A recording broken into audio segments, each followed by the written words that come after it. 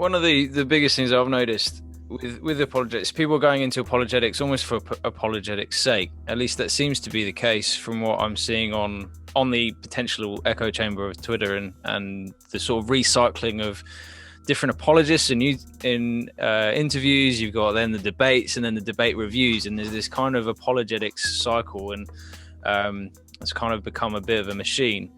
But I think in terms of engaging with apologetics, in my own confidence has actually come from engaging directly with the Bible, yes. for one, and how to read the Bible, and most of the attacks from the Dawkins, from the new atheists, are actually more cultural critiques. Yes, and they are using very hyperliteral frameworks when they come to the Bible, and then they go, well, this is what your God says, and it's, well, no, it's not, because you've got to interpret it, you've got to figure out the exegesis, you've got to work through that. And actually, my understanding of the sort of exegetical background, it has actually helped me figure out better answers to these attacks on Christianity. And once you worked out that actually Western culture is so different from Middle Eastern culture, that actually to try and apply Western rationalizing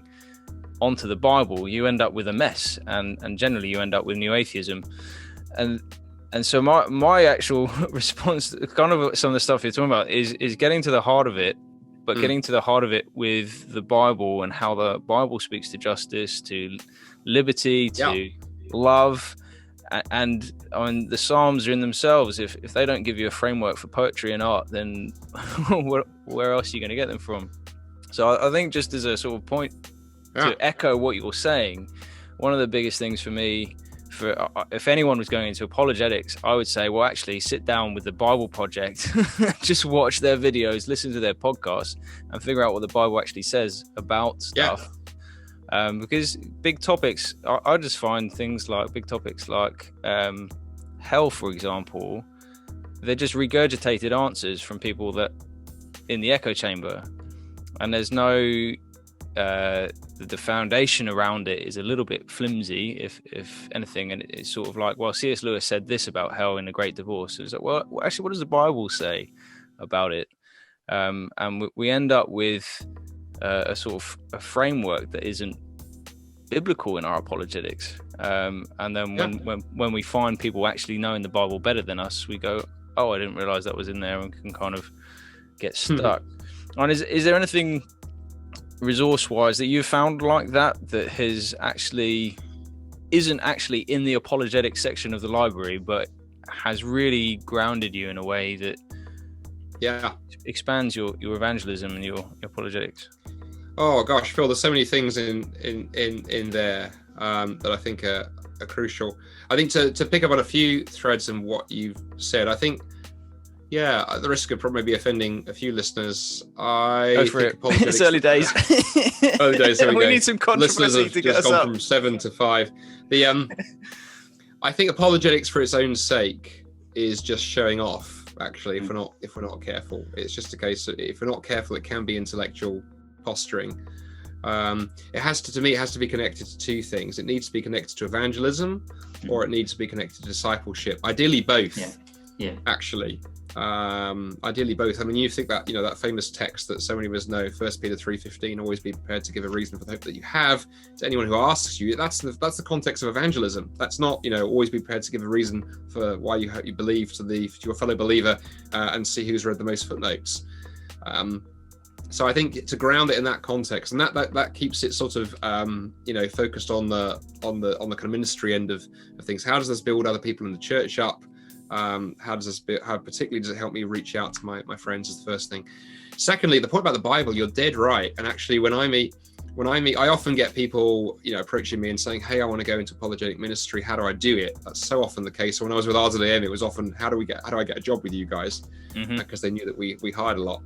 My answer was always very similar. Was, look, make sure you know the basic arguments. It's important, sure, but go out and start doing evangelism. I don't want to hear about your presentation on the Kalam cosmological argument. Keep Kalam and carry on or something. But I want to hear about how you're sharing your faith. And then it would be interesting because people often go, well, because I'm not in ministry right now. Yeah, but you're at work, you're a university student, you've got people. How are you reaching out? Because if you're not, I have some questions. And then secondly, I'd always say to people, particularly if they're thinking of studying, go and do theology. I'm so grateful that when I went to university when I was 28 after the back of Speaker's Corner, I didn't go straight into apologetics. Well, actually, I never did apologetics per se. I obviously did Islamic studies at PhD, but my undergrad was theology. And I'm so glad that grounded me in the Bible, grounded me in New Testament, Old Testament, biblical languages, all of that stuff. Because otherwise you can go to some really weird places. And yeah, I occasionally hear, Phil, I'll occasionally hear some, enthusiastic young apologist pop up on a YouTube channel and give an answer to something. And I'm like, well, that sounds lovely, but I'm not sure that's biblical. I think there's at least 3 heresies in there. And then ultimately, the other reason I get worried if we don't do that, we also give the impression that apologetics isn't for everybody. I meet so many people in the church who think that apologetics is for ivory towers. It's great if you've got 3 PhDs like John Lennox and you're, bright and smart and stuff.